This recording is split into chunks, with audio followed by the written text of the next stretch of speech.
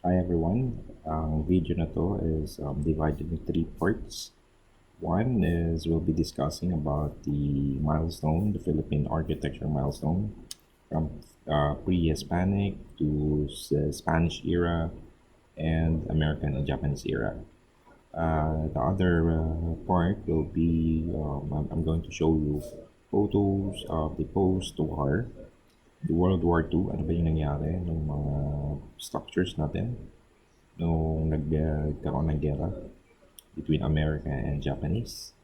And the last discussion will be more on contemporary architects, Filipino architects, kanilang mga masterpiece. Alright, so the four slides will be the milestone of Philippine architecture. Now, to start with, we have the pre-Hispanic. So, ito ay parang review lang. No? So, we all know that the first inhabitants of the Philippines arrived between 3000 to 2000 BC. They were the Malay Polynesians, or also known as Astronians. Our ancestors were called Astronians, meaning people of the southern islands. Sila yung unang seafarers, no, na umikot sa buong mundo.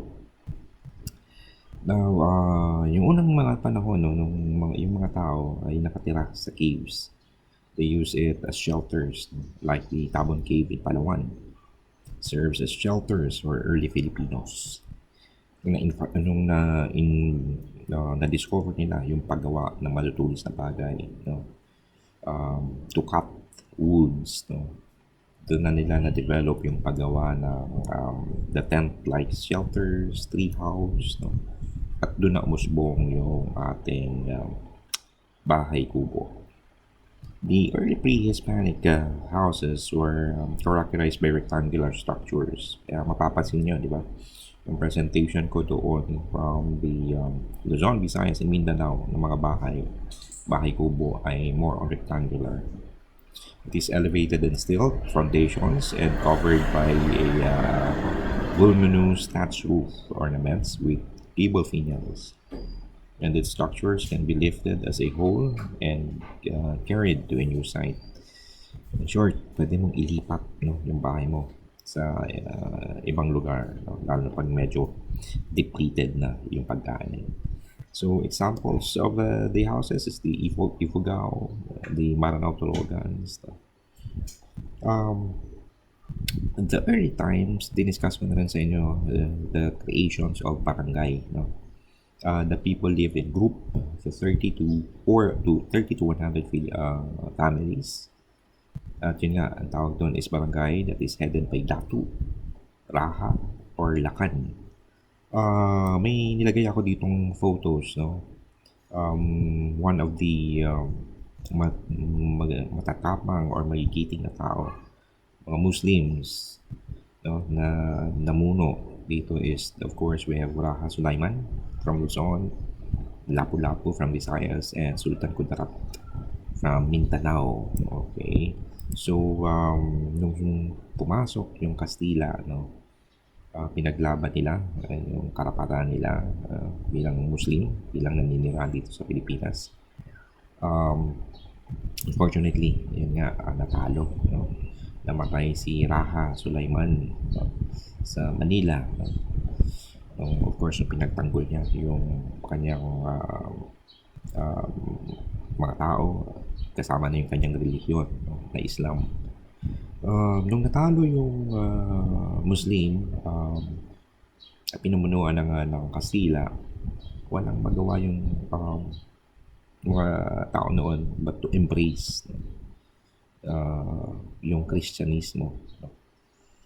Okay, again, going back, ano ba yung kinabubuhay noon ng mga tao? Of course, they're more on yung pagtanim, agricultural, and then yung pangingisda, no? Agricultural and fishing. They were nomadic, ibig sabihin pag wala na, no? Pag naglalakbay sila, pag wala na resources, they transfer. Yung pakikipagpalitan ng kalakalan, ibig sabihin trades, isa rin sa kanilang trabaho, no? nakikipagpalitan sila ng yung negosyo, no, ng kanilang binibenta nila, no, yung kanilang mga crops within the Asia, no, particularly, no, sa China. In the 14th century, ang Islam ay na-introduce sa Sulu, and sa 15th century naman sa Mindanao. So, nagkaroon ng paglaganap ng Islam, no, sa 14th century and 15th century na yun yung time na pagtayo, no, ng mga mosque. The Masjid and Mingar in Tausug, and Yakan or Rangar in Maranao. The pagoda shapes mosque such as the Taraka, Lanao del Sur shows the Javanese or Chinese influences. And noong 1521 nung dumating si Magellan, of course, ang pinaka-main task talaga ni Magellan is to conquer, no, yung mundo, yung world, no, to conquer the world. Doon na, nung pumunta dito sa atin sa Pilipinas, no, we were occupied for 300 years, and unti-unti na talagang na-accept yung Roman Catholicisms na kung saan, no, kita naman natin, we travel from Visayas, lalo sa Visayas, yung pag-usbong ng mga Baroque churches.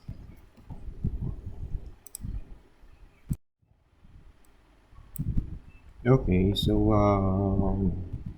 in my previous lecture again, pinakita ko sa inyo yung difference, no, ng mga bahay during the pre-hispanic era. From Luzon, we have Buntok, Ifugao, Kalinga, Sagada.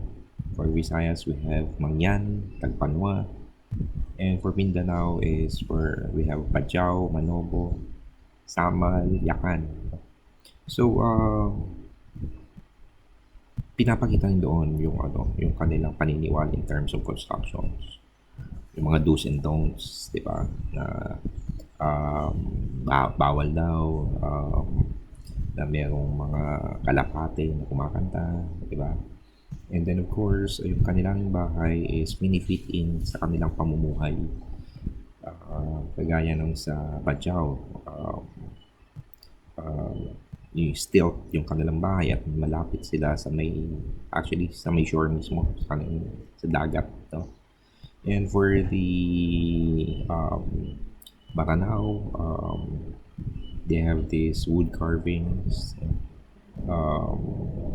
Yung tao noon, pinapakita kung gaano sila kayaman base sa design ng kanilang bahay. Regarding the Spanish colonial era, lalo na tayo ay sinakop ng Spaniards ng 300 years. So, meron din namang contributions in terms of architecture. No? Yung mga Baroque churches natin, the creations of bahay na bato. Although yung ibang part ng kwento ng Spaniards is yung mga sufferings ng mga Pinoy noon. Isa sa notable na contributions is yung pagtayo ng first hospital, no? Ang tawag dyan is Hospital Real noong 1544. In 1573, naglabas ng Royal Ordinance si King Philip. By the way, si King Philip, doon nag-originate yung Philippines, no? Dahil pinangalan yung Philippines from King Philip II. So naglabas ng ordinance si King Philip known as Law of the Indies. It was prescribed and stated that every town was to have a gridiron designs and central plazas. Isa pang date notable is bakit pa nabuo yung bahay na bato at the same time yung mga magagandang mga churches kasi noong 1583 no, ang Intramuros ay nasunog. Siyempre gawa ng mga thatch roofing, di ba? Light material. So nasunog yun. So doon nagkaroon ng bagong building classifications, specifications, Spaniards na to include no, in the construction yung stones and tiles. Si Jesuit Antonio Sedeno introduced stones and masonries for the constructions.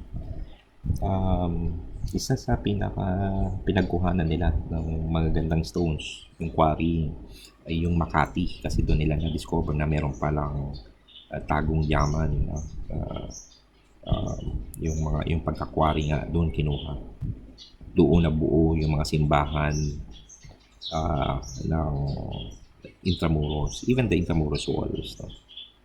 So, the implementations of hybrid type of constructions called architectura mestiza. Ayan. Yun yung tawag ng architectura mestiza, wherein ang component ng architectura mestiza is having a wood on the upper floor and stone on the lower floor. And the house post of Alige supported the second floor. Stone floors at the ground floor acted as a solid as a solid wall and as a structural support na rin.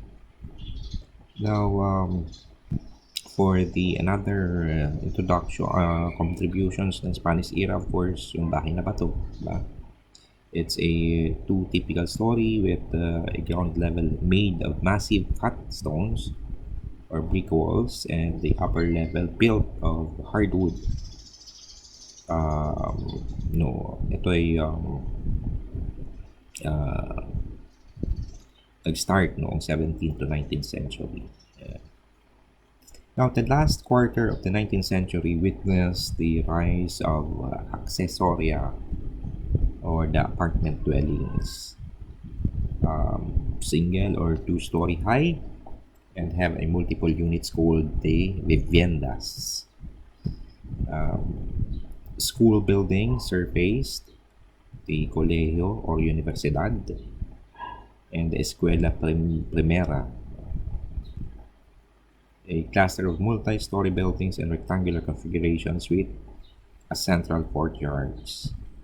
And another one is that the leading edge technology available at that time was employed to build ports, roads, bridges, lighthouses, railways, and streetcar system. Okay, so ibig sabihin nag-develop na nung panahon ng Spaniards yung land development by identifying the roads, bridges, lighthouses, and railways.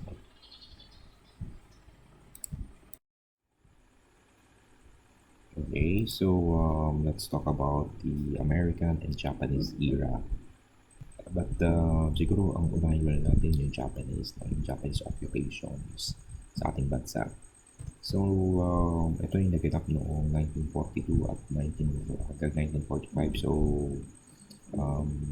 about 3 years tayong sinakop ng Hapon when Imperial Japan occupied the Commonwealth of the Philippines during the World War II.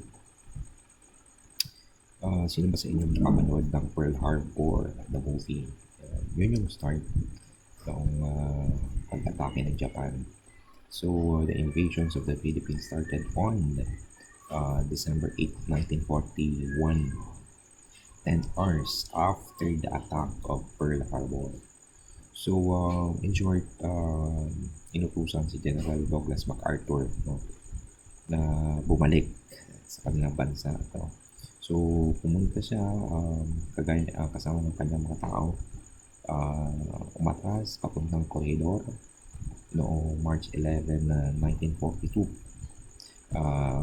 patungong Australia. And then, merong mga naiwan ng mga army noon, American armies, about 76,000 na katao. And then, Filipino na nagtago no, sa Bataan. Dito sumikat yung tinatawag na the Bataan Death March, kung saan no, yung Bataan Death March ay uh, maraming namatay at pinatay na about siguro mga 7,000 to 10,000 na katao. Doon din, nung kapanahonan din ng Hapon, um, um, yung mga kababaihan, no? Alam naman natin yung tinatawag natin na comfort woman, wherein yung mga kababaihan ay nire-rape sa mga Hapon, di ba? At yung mga Pinoy noon ay talagang kinuha nilang slaves. But then, hindi tumigil yung mga Pinoy. Ginawa nila, inatake nila yung Japan using a guerrilla tactic, ibig sabihin yung patago. And so, malaki yung damage ng Hapon, no? Dahil doon sa technique na ginawa ng mga Pilipino. Hindi rin yun magagampanan ng Pilipino kung hindi, of course, sinuportahan ni MacArthur. Binigyan niya, sinaplayan niya ng mga kagamitan, at the same time, submarine, at kalaunan,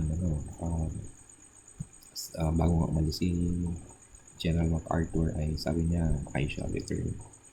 So, bumalik siya noong October 20, 1944. At doon tuluyan ng nalisan ang mga Hapon. Yan, lang nagsipagwalaan. Okay. In terms of architecture, okay, ano ba yung nagbigay na contributions? Well, in 1902, American introduced the use of the toilet. Kaya kung mapapansin mo yung mga bahay, no? Lalo na yung sa pre-hispanic, and then of course part ng Spanish contributions, hindi gaano tinakil yung toilet. So in 1902, American introduced the use of the toilet via pail, yung pagbuhos, pail conservancy system, or also known as cubeta. Ito in-introduce sa Manila. In 1908, the concept of a well-planned neighborhood called sanitary barrio was introduced and led to chalet, a crossbreed of the tropical features of vernacular building with hygienic structure principles and modern materials. Ito yung improvise. When we say chalet, this is the improvised na bahay. Na yung bahay na ba ito, in-improvise pa nila. Yun yung tawag nila ngayon ay chalet. In 1912, the Bureau of Health endorsed several variations of chalet. The slides also show yung photo ni Daniel Burnham. Pero bago si Daniel Burnham, American architect Edgar Bourne and William E. Parson steered Philippine architecture to the proto-modernist route. Their works were characterized by embellished facade with large windows, while Burnham, kilala bilang the father of the City Beautiful movement, was commissioned to design the master plan, of course, of Manila and Baguio. Ito yung na-discuss ko na nung yung isang lecture. So, yun nga, si Burnham endorsed the appointment of Buick's Art, trained William Parsons as consulting architect noong 1905 to 1914. Okay, whose contributions to local architecture that includes the CAN system of concrete reinforcement, and the so-called complete hollow blocks. Yung dahil nga mahilig yung mga Pinoy, actually yung ginagamit natin is more on vernacular, more on natural materials, yung hardwood, introduce din ng Amerika yung termite uh, resistive to Philippine hardwood. Ibig sabihin, yung gamot para sa termite. And the concept of course, the mass fabrication of standard building types. Now, in 1904, the constructions of asylum for the insane, medyo, paano ba yun, mental challenge yan. The construction of asylum for the insane in San Lazaro was instigated, and the use of concrete as the standard construction materials for all government structures. During the American period, it is also introduced the birth of the first generations and the second generations, wherein in the first generations, Filipino architects were sponsored by colonial officials to study architecture and engineering in the US. Ibig sabihin, parang scholar. No? Together with the maestro de obras like Arcadio Arellano, Tomas Arquiles. They combine Baroque arts element, aesthetics portions, optical corrections, with the influence of modernisms and the concepts of utility and honesties of architecture. For the second generations or second generations architect, ang nandiyan naman sila Andres de Luna de San Pedro, Fernando Ocampo, Pablo Antonio, and Juan Nakpil. They emerged in the late 1920s to 30s. And introduced again, ang inintroduce naman nila is the Art Deco, characterized by exorbitant exorcisms and ornamentations, as evident in the facades of these buildings. Ano ba yung mga examples ng Art Deco? We have, of course, the Metropolitan Theater, the Elpo Building, the Mapua House, and the Bautista Nakpil Pylon. By the way, no, kasama rin sa nabigyan ng pagkakataong makapag-aral sa Amerika ay ang walang iba ang ating founder, si Tomas Mapua. Okay? In 1990, no, noong 1990, doon pa lang, no, na tagpuan yung tinatawag na Laguna copper plate inscription. 1990, Anton Postman, a Dutch expert in ancient Philippine scripts and Mangyan writing, and a long-time resident of the Philippines, translated the documents that came to be known as the Laguna copper plate inscription. It became the beginning of the Philippine history. That was Monday, April 21, 980. Tagal na nun, ano? So, yun po yung pinaka-main contributions ng Amerika. So, sa susunod na slides, ipapakita ko rin sa inyo. By the way, ano pa nga pala na yung iba pang contributions ng Amerika? Of course, in-introduce din sa atin yung iba-ibang American styles, di ba? Yung Italianate,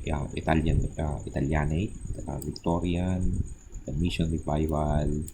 You also have the Neoclassic, the Neo-Renaissance, the Neo-Gothic, of course, the Art Deco, the Streamline Deco, and the Bauhaus.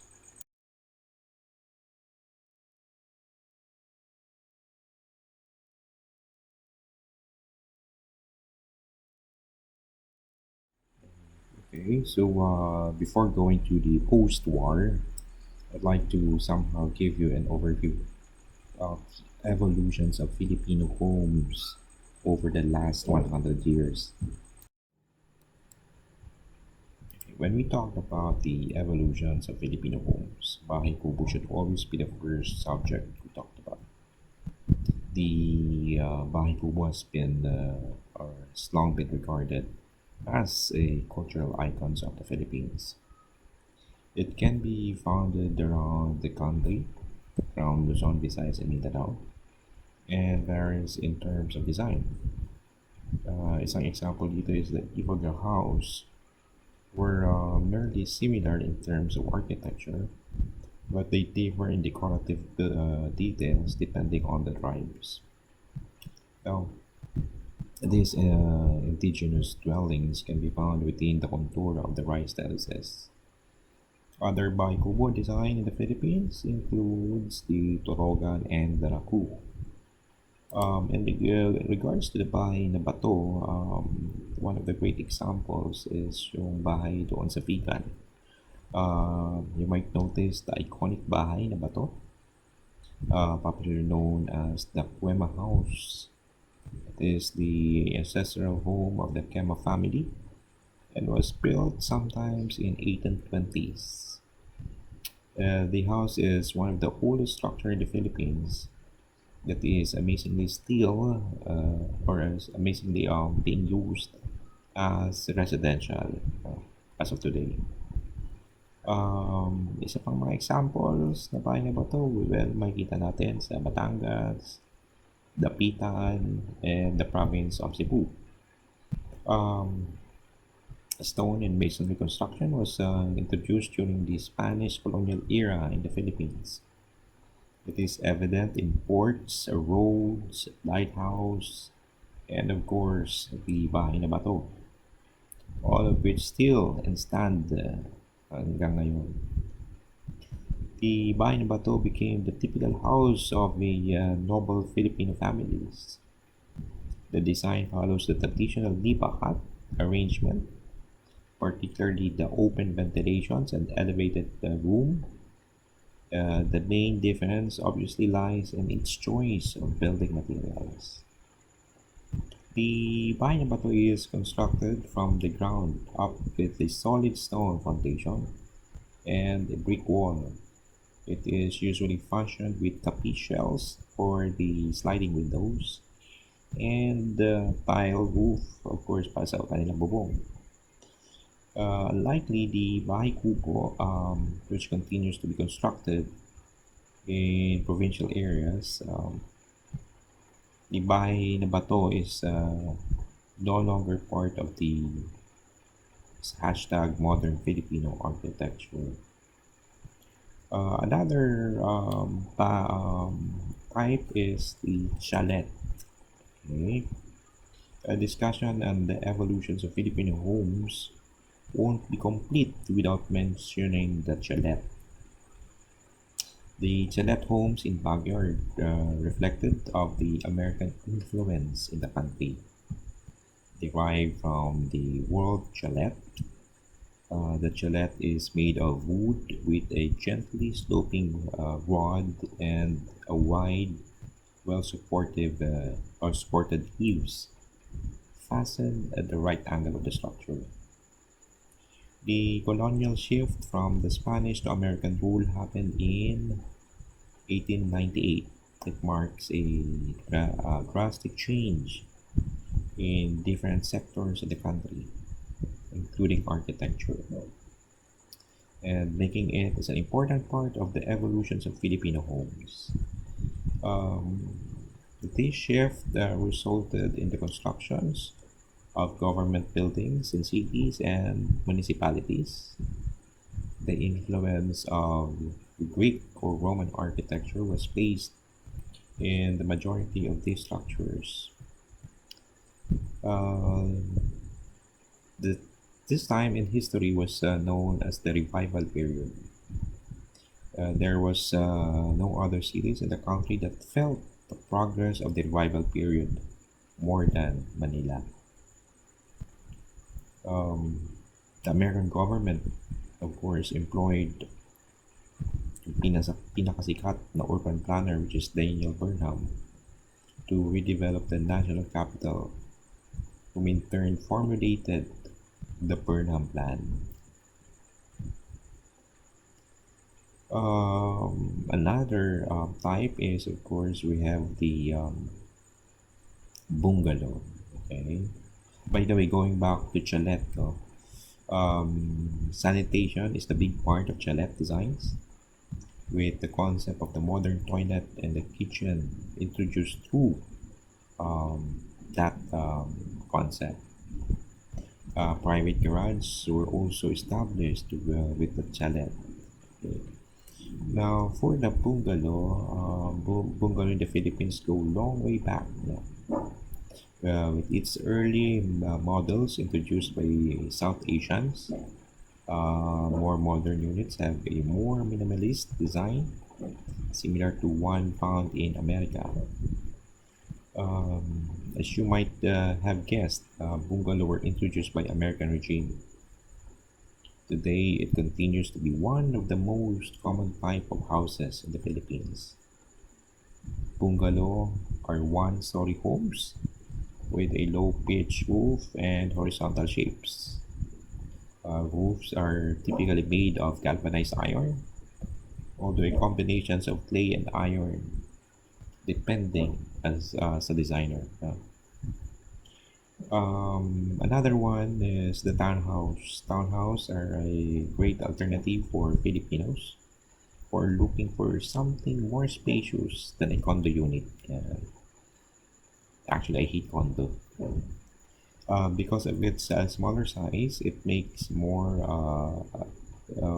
economical options than purchasing a typical house. A majority of these who can benefit from the cost and convenience of townhomes are, of course, our kababayan, the OFW, and the middle income families. Townhomes are often viewed as starter homes. They're typically common in urban and densely populated areas, making them a popular choice among individuals and families based on big cities. Property owners have made a living out of them by putting up some spaces for rent. Ginagawa nila, no, for rent yung mga townhouses.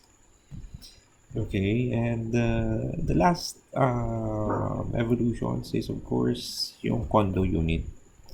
Well, condo unit today have para mai-attract ng mga buyers is to provide an amenities. Yung iba meron ng mall, yung iba merong health, uh,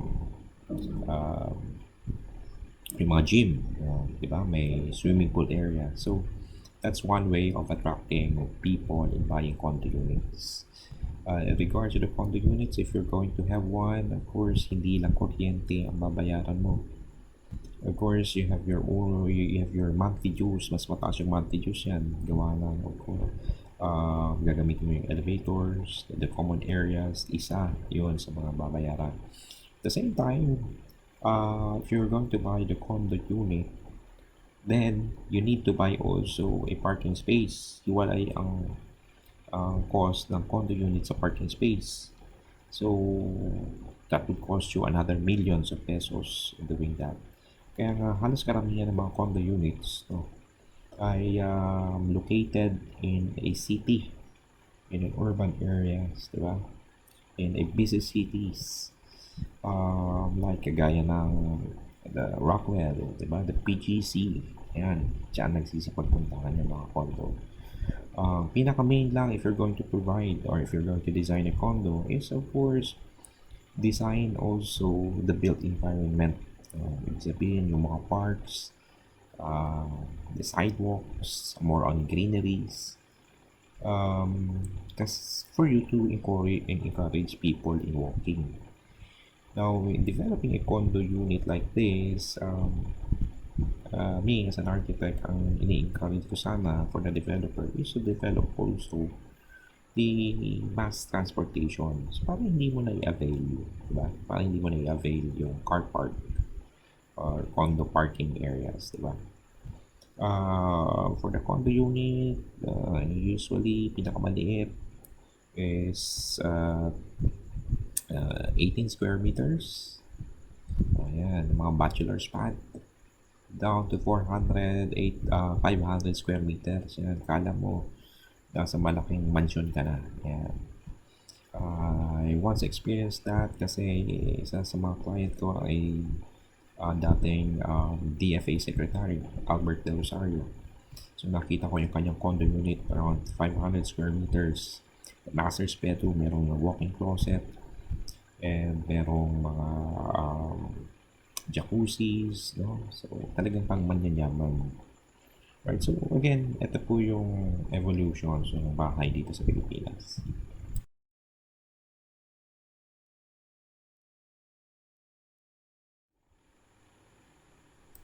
Okay, during the post-war, Philippine architecture was dominated by the American style.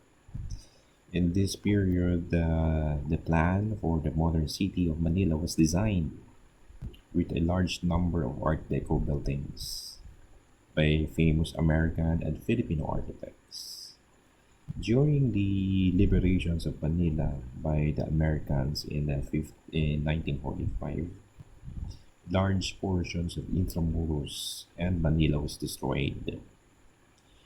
In the period after the Second World War, many of the destroyed buildings were rebuilt. At the end of the 19th century, modern architecture with straight lines and functional aspects was introduced. During this period, many of the older structures fell into decay. Um, Early in the 20th century, a revival of the respect for the traditional Filipino elements in the architecture returned. In 1946, the independent Philippines expressed its identity by implementing modernisms through the utilizations of reinforced concrete, steel, and glass. The predominance of cubic forms, geometric shapes, and Cartesian grids, and the absence of applied decorations. Okay, yung mga susunod na mga slides ay papakita ko sa inyo yung photos na search ko. Ano bang nangyari ng mga buildings kapanahonan ng World War II. So, this slide shows American soldiers of F Company, a 145 infantry in front of the post office Manila. This was taken February 1945. So, yun. Ganyan yung nangyari sa post office. The photo shows American soldiers walking along Avenida Rizal, Manila, dated February of 1945.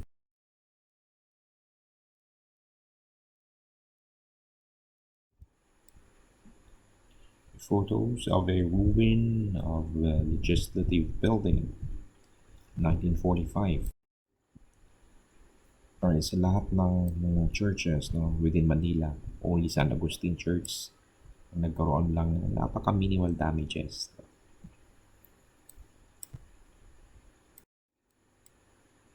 Road trip to Montalban, Rizal. Photo of Dewey Boulevard airstrips, also known as Ross Boulevard. A photo of the University of Santo Tomas before and after.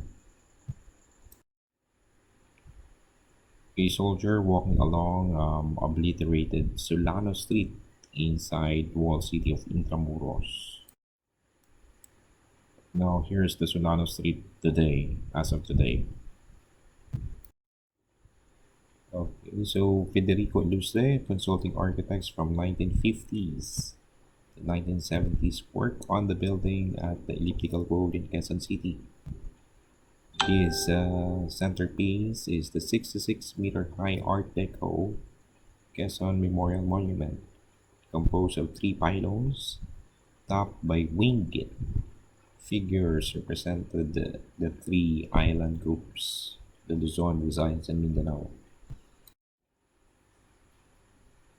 Okay, so the 1950s and 60s doon inintroduce yung staple architecture elements wherein we have the brisole, the glass walls, the pierced screens, and the thin concrete shells. During the post-war, a doctrine was introduced, such as the form follows functions, being professed by third generation's architects, namely Cesar Concho, Angel Nakpil, Alfredo Luz, Ortilio Arellano, Felipe Mendoza, Gabriel Formoso, and Carlos Arquiles. In the 1950s, also witnessed the space age aesthetics and the soft modern or soft modernisms, which experimented with sculptural plasticity of poured concrete to come up with the soft, insinuous organic forms with the use of thin shell technologies. We have an example for this, which is the UP International Center and the Zaragossa's Union Church.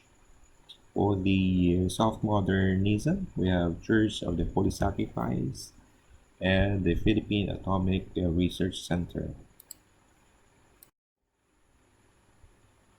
Okay, so from the word space age, kitang-kita naman sa itsura ng structure, no? Kakaibang, talagang kakaiba. So here's the work of architect Victor Toituco's UP International Center. Another space age example is the work of architect Jose Zaragoza, the national artist, the Union Church, having a round structures using, of course, thin shell technology. For the soft modernism, here's the masterpiece of architect Cesar Concho, the Church of the Risen Lord. It is a Protestant church located at the University of the Philippines, Diliman, Quezon City. It arose about 50 years ago through a Protestant students group named the Christian Youth Movement, or CYM. In 1953, architect Cesar Concho and his architecture firm presented proposed blueprint for the church, and the students of the NCCP and the UP Regent of Boards. Then the following year, 1954, the Church of the Risen Lord and the Student Center was built. Um, the Church of Risen Lord was designed to have an exterior shape similar to parabola. This kind of architectural design symbolized the belief that there are imperfections outside the Christian world, and all of the aspirations of the perfect are useless. A characteristics of a parabola is that it has no distinct peak, just like of a triangle, and it has no one slope. As we go up the parabola, before we get to the high peak, we can observe that we eventually go down.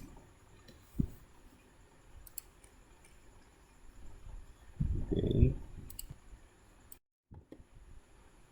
Okay. Another example of soft modernism is the Parish of Holy Sacrifice, designed by, of course, architect Leandro Locsin. The Parish of Holy Sacrifice of the Church is commonly known as the UP Chapel. It belongs to the Roman Catholic Diocese of Cubao. The church is recognized as a National Historical Landmark and cultural treasures of National Historical Institute. and the national museums. It was designed, of course, by our national artist in architecture, Leandro Locsin, and of five national architects who collaborated off the project. Alfredo Junio served as the structural engineer of the project.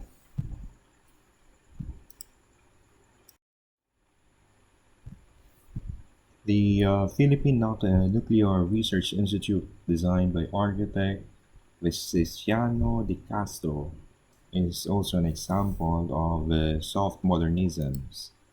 The arch-shaped nuclear laboratory building was the first nuclear research laboratories in the Philippines and served as the ancillary structure of the nuclear research reactor building of the Philippine Atomic Energy Commissions. The Philippine Nuclear Research Institute is a government body in the Philippines charged with overseeing the peaceful useless of nuclear technology.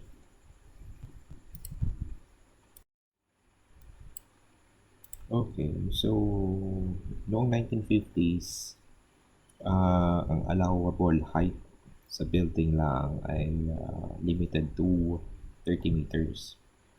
Dahil nagkaroon ng amendments doon sa Manila Ordinance noong 41, number 4131, doon na nagsipagsulputan yung high-rise buildings or the Manila skyline. Isa sa pinaka example ng first skyscraper sa Manila is yung Picache Building, a 12-story building designed by Angel Nakpil. Okay, ito ay matatagpuan sa Plaza Miranda, Quiapo. And kasi nga noon, dahil nga limited lang sa height na 10 story or 30 meters, gawa ng number one is yung Manila. Dahil nga, yung Manila noon ay talagang purong tubig pa yan di ba? Hanggang nagkakaroon ng reclamations. So, meron silang problema regarding sa liquefations, pag merong earthquake, and of course, kung paano nila ipapump up yung tubig sa pinaka 10th floor, sa pinakataas. Gawa ng wala pang design or wala pa tayo noon na pump. Hanggang yung susunod na decades, itong restrictions ay natanggal na lift. At yun nga, the very first building to go beyond 30 meters is this building, the Picache Building, na dinisign ni architect Angel Sancho Nakpil, nephew ni Juan Nakpil, national artist of architecture. Okay, so the photo shows the masterpiece of Cesar Concho, the Insular Life Building. It is the first official building of the old 30 meters high restrictions.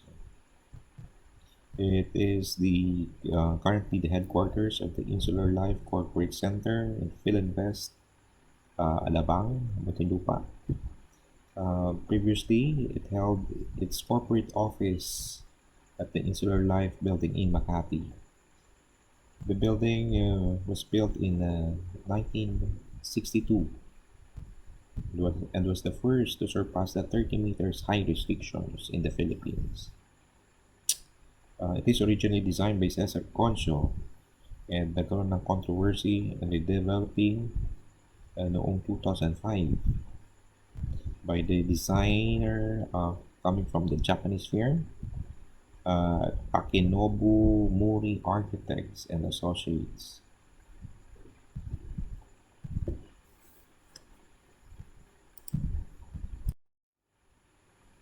So what's new in the late 20th century? In the 1960s, Filipino architects incorporate some modernist formal principles by employing local materials and referring vernacular traditions. We have architects like the Manyosa brothers who designed the Sulu Hotel and the Esso gas stations. We also have the Francisco Fajardo's designing the Max restaurant, yung masarap na fried chicken, Max restaurant. We also have architect in the name of Felipe Mendoza's designing the Holiday Hill of Wolf Clubhouse.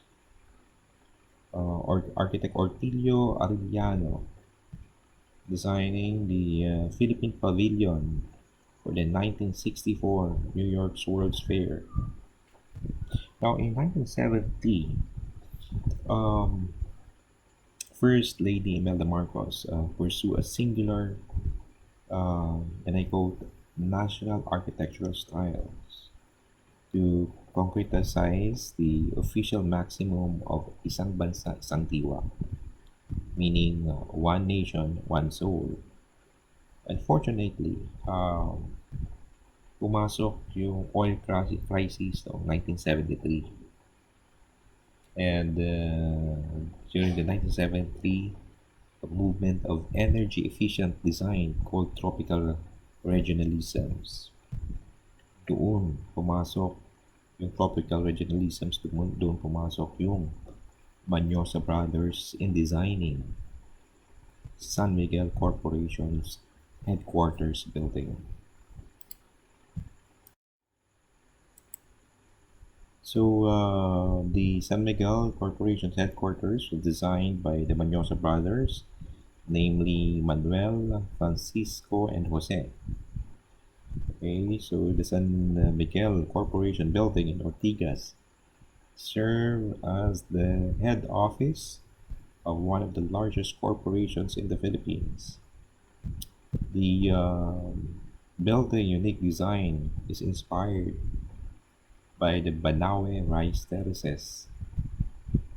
A landscaping is done by the National Artist for Architecture in 2006 with the name of Idelfonso Santos, who is considered the father of the Philippine landscape architecture. Another notable design by architect Felipe Mendoza is the Development Academy of the Philippines. Another design of architect Leandro Luzin, the Benguet Corporation building.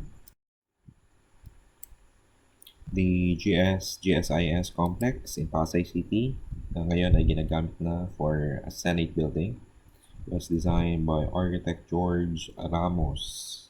Okay. This is one of the many projects of the Marcos administrations. Quite a number of those monuments to progress sprung from the mind of architect George Ramos, whose building have become so much part of the landscape that people seldom question how they got there. It is hard to fathom Metro Manila with the heart, lung, and kidney centers in East Avenue, and of course the Senate Building or the GSIS complex in Pasay City.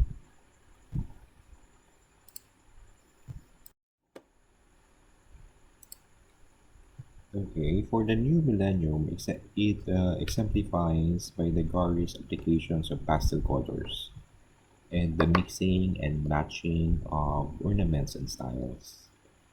We have the skyscrapers, usbungan yung skyscrapers, wherein it adopted the tripartite divisions of columnar architecture. It means the tower on the podium. When we say the tower and the podium, that includes the podium, the shaft, and the crown. Under the new millenniums, nagsipag-uspungan din yung master plan micro cities. When we say micro cities, no, cities within the cities, diba? So they have, of course, the Bay City, the Eastwood City, the Fort Bonifacio Global City. We also have the Rockwell City, and meron pang kakaiba, no, yung the retail environments. For the retail environments, we have the SM Mall of Asia, the Gateway Mall, the Trinoma, the Queen Belt, and the gated communities of the suburban pretensions. Under the new millenniums, we also have the global architectural films that bestows a designer's label. Uh, we say designer's label. We have, of course, the masterpiece of the or the mega structures of Michael Graves, the World Trade Exchange. We also have the IMK, that is the Essenza Towers, the Arquitectonica Pacific Plaza. We also have the Corn Pedersen's Fox Associates, the designer of LKG Tower, and here in Manila, the Skidmore, Owings, and Merrills, who designed the Yuchenko Tower, and of course, the owner of MCL.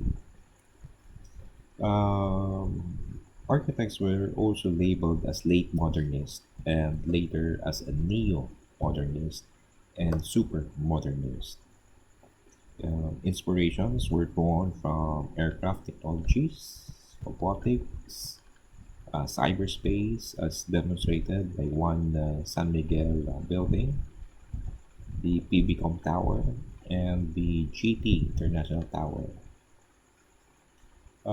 Reflected blue or aquamarine curtain walls, aluminum claddings, metallic sun visors, and metal mullions are mainstays, no? Or main materials for the skyscrapers. Okay, so of course, for the new millenniums, dito na kayo nasanay with the introductions of computer-aided designs or CAD, yeah, and the computer-aided manufacturing or CAM technology. For the implementations of green architecture to reverse the negative impact of buildings on human health and on the environment of enhancing the efficiencies and moderating the use of materials, energies, and spaces.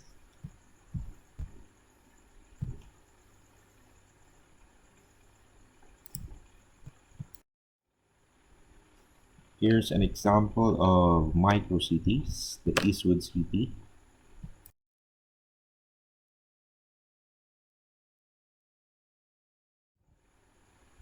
Example of the retail environment. We have the SM Mall of Asia.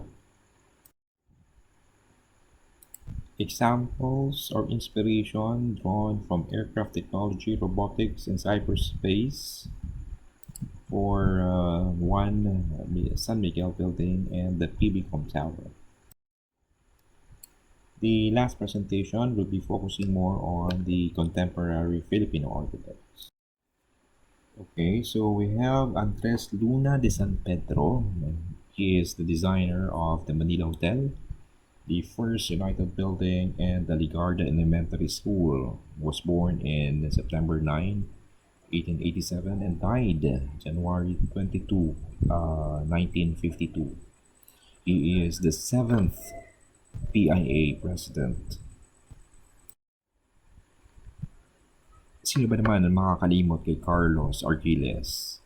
Siya lang naman ang nag-design ng ABS-CBN Broadcasting Center na napakasikat ngayon. He also designed the International Rice Research Institute na matatagpuan sa Laguna. And of course, the Manila Hilton Hotel, or now the Manila Pavilion. Carlos Arquilles, having a PRC number 00139, born September 15, 1917, and died August 19, 2008. Oh, sigurado ba ito? 2008, buhay na buhay pa ako nito ah. Okay, he is the 13th president or PIA president and a member of PIA College of Fellows. Okay, so Carlos Barreto is the designer of Carnival Infrastructures of 1935.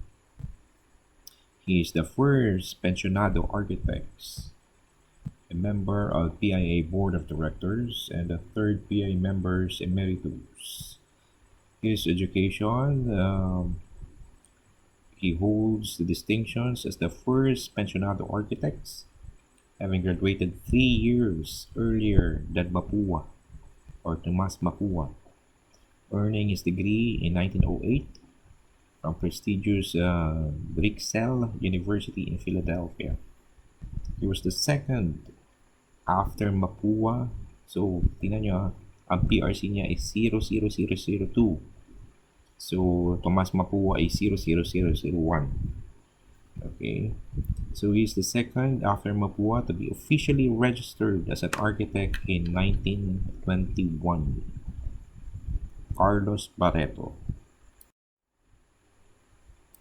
Carlos Viola is well known sa kanyang designs ng Iglesia ni Cristo, Central Office and Temples. He also designed the Our Lady of Lourdes Church. Carlos Santos Viola is the 27th PIA president who was born April 8, 1912 and died July 31, 1941. Okay. So he is also a member of PIA College of Fellows. Pag-araw ng Wednesday, tara simba tayo sa Baclaran. So, Architect Cesar Concho designed, of course, the Baclaran Church in Parañaque, the Church of the Risen Lord in UP Diliman, and the Palma Hall in UP Diliman. He is the 7th PIA president, born November 13, 1907, and died April 27, 2003. He is also a member of PIA College of Fellows. Buhay na ako nito April 27, 2003, siya namatay. Okay. His education, he is the first university architect of the University of the Philippines. University architect of the University of the Philippines. When the university transferred to Diliman from Padre Faura in the late 1940s, Cesar Concho was tasked to continue what Louis Croft has started.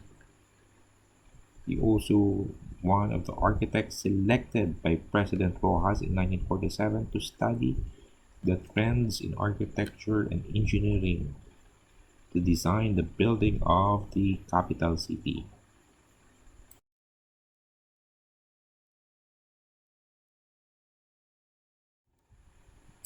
One of the notable work of architect Gabriel Formoso is the JP International Tower, the Peninsula Manila in Makati, and Asian Institute of Management. His PRC number, wow naman, 00099. Okay, born April 9, 1915 and died December 22, 1996. 1996. Okay, nag-aaral na ako sa Mapua niya Ay, no. Alright. So, he's also a member of PIA, College of Fellows, the PRC Outstanding Architects of the Year 1979. His education, he finished his high school at Ateneo de Manila in 1933. Then he enrolled at University of Santo Tomas of Architecture, where he graduated in 1937 and received the Bachelor's of Science in Architecture. So, Jose Maria Zaragoza's masterpiece is the Union Church of Manila, the Santo Domingo Church and Convent, and of course, ito yung iniiwasan natin, lalo ngayong COVID, si Meralco Building. So, Jose Maria Zaragoza was born December 6, 1912 and died November 26, 1994. He is the 9th PIA president and the member of College of Fellows.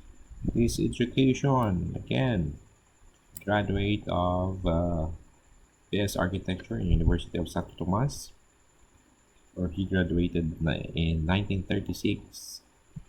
He placed 7th in the licensure examination of or top-notcher pala to. In 1939, he also had a diploma in liturgical arts and architecture from Rome, based on International Institutes of Liturgical Arts. Okay. So, sino bang makakalimot kay Juan M. Arellano? Ang kanya lang namang masterpiece is the Jones Bridge, the Metropolitan Theater, wherein the Metropolitan Theater sa ngayon ay under construction sa Manila. Diba? Diyan dating nagko-concert si Vilma Santos. We also have the Manila Post Office building. So Juan M. Arellano's PRC number is 00019, born April the 25th, 1888, and died December 5, 1960. He also he pursued architecture and was sent to the United States as one of the first pensionados in architecture. Ibig sabihin parang scholar. Okay, isa pang legend, Juan F. Nakpil. Okay. He designed the UP administrations and library, the San Carlos Seminary, and the Rizal Theater. Juan Nakpil, born May 26, 1899, and died May 7, 1986. He is the PIA founding president, the second PIA member emeritus, and, of course, the National Artist for Architecture in 1973. You will be amazed, lalo na pag nadaan tayo sa Ross Boulevard, di ba? Yung mga gawa ng legendary na si Leandro Locsin, the Cultural Center of the Philippines. Kung saan kayo mag-graduate, no? 2 years or 3 years from now, the Philippine International Convention Center, and of course the Ayala Museums. Okay? So Leandro Locsin is having a PRC number 00888. Ang ganda ng number. Born August 15, 1928, and died November 15, 1994. Okay, he is the 17th PIA president, member PIA College of Fellows. Is also the National Artist of Architecture in 1990, the Republic Cultural Heritage Award in 1970, the Patnubay ng Sining and Kalingan Award in 1972, and of course a PRC Outstanding Architects of the Year 1978. Okay.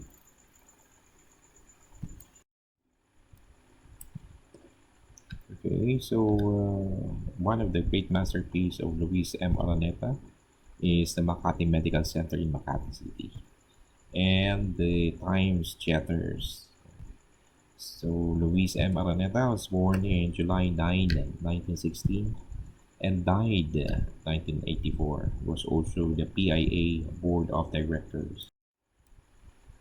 Okay, so the masterpiece of Pablo Antonio is, of course, the Ideal Theater, the Manila Polo Club, and the Far Eastern University. Pablo Antonio's PRC number is 0036, born January 25, 1901, and died June 14, 1975. He is the fourth PIA president and National Artist of Architecture in 1976. Alam nyo ba na si Pablo Antonio ay nag-aral sa Mapua Institute of Technology.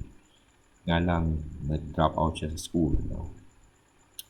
Ramon Arevalo, the engineer in charge of the legislative building project, ay pinondohan ang pag-aaral ni Antonio sa University of London.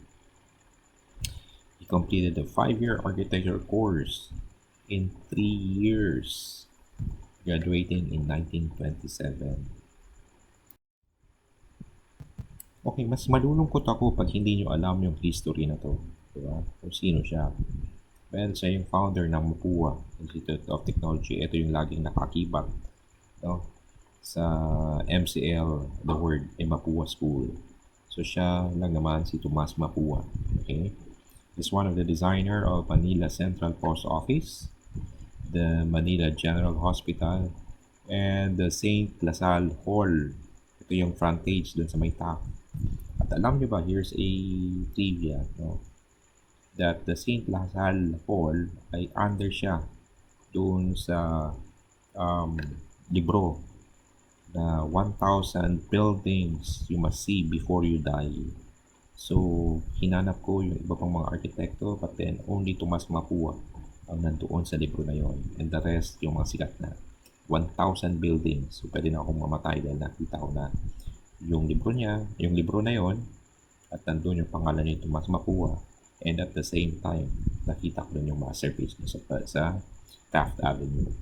Now, going back to Tomas Mapua, or Tomas Bautista Mapua, born December 21, 1888, died December 22, 1965, having a PRC number 0001, the first registered architect in the Philippines, the second PIA president, a member of PIA College of Fellows, and the fourth recipient of the PIA Gold and the Medal of Merit in 1954.